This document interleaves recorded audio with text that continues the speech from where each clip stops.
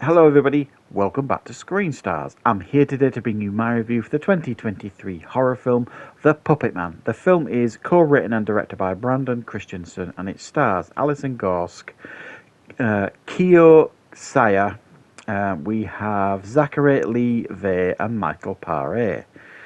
Now the film focuses on a young lady called Michael, who is the daughter of a convicted killer who is on death row for years previously killing her mother.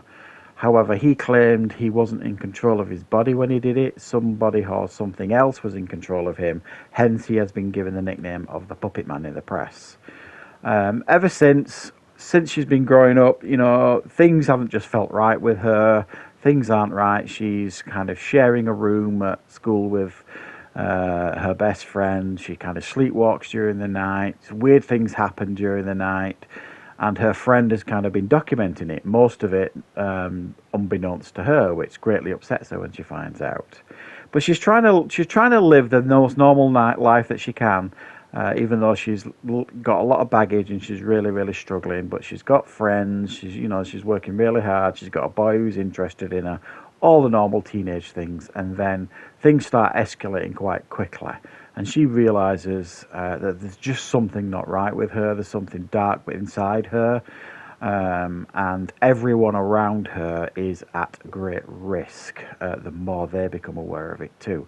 So she's got to try and figure out a way to find out what has happened to her by speaking to her father, who is on death row, but also trying to seek answers elsewhere. Right, what are my thoughts on The Puppetman? Well, this is a Shudder original, or certainly it's been streamed on Shudder. And for me, I think Shudder, for the most part, make pretty decent or stream pretty decent original films.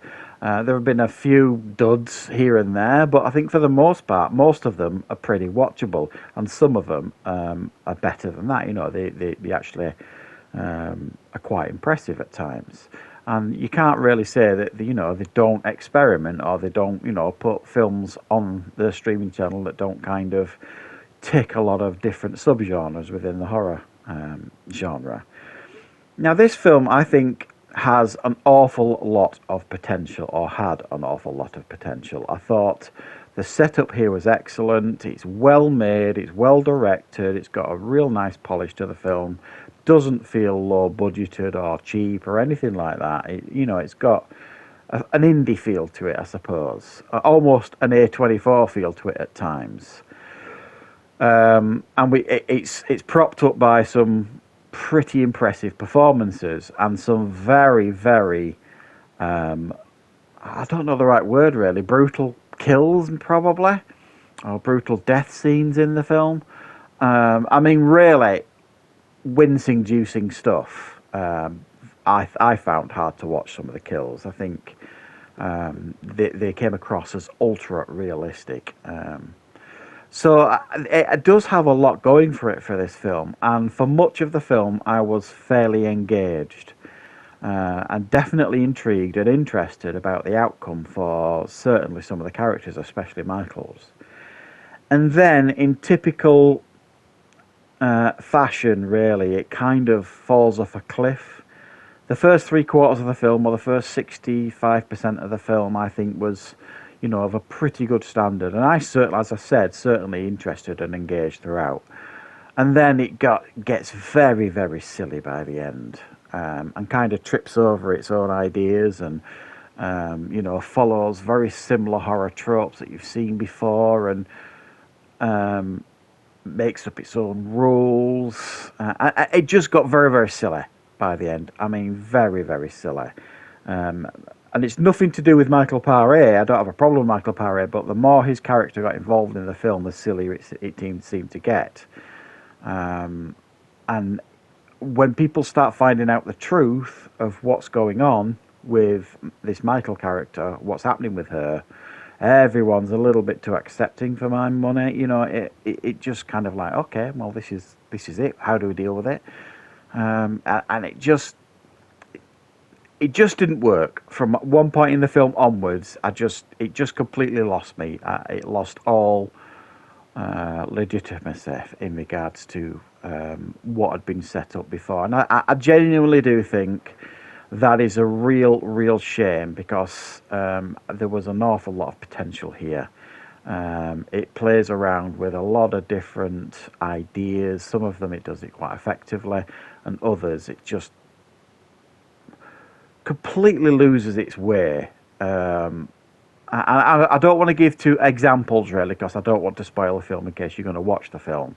I just found it a real shame. But apart from a couple of dodgy effects here and there, and what I mean by that is there's a scene where a character kind of falls off a building, and they do that cinema thing where, just to prove that they're dead at the bottom, you know, you get like the leg at a weird angle to show that it's snapped or broken, and they linger on that shot a little bit too long for my liking, and you can tell that the leg that's bent is not a leg. It looks completely fake.